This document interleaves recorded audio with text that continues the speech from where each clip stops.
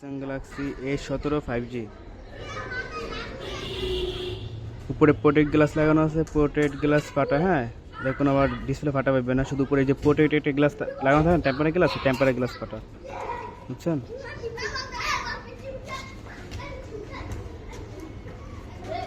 আমি অ্যাবাউটে ঢুকি, দেখেন এই যে স্যামসাং গ্যালাক্সি A17 5G।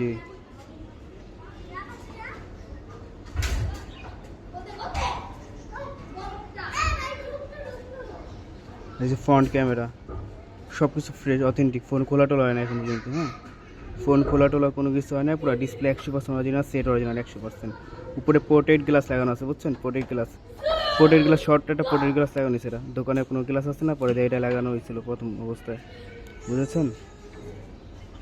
তো কোনো গ্লাস আছে না প্রথম অবস্থায়, এই যে এই পোর্ট্রেট গ্লাসটাই লাগানো ছিল।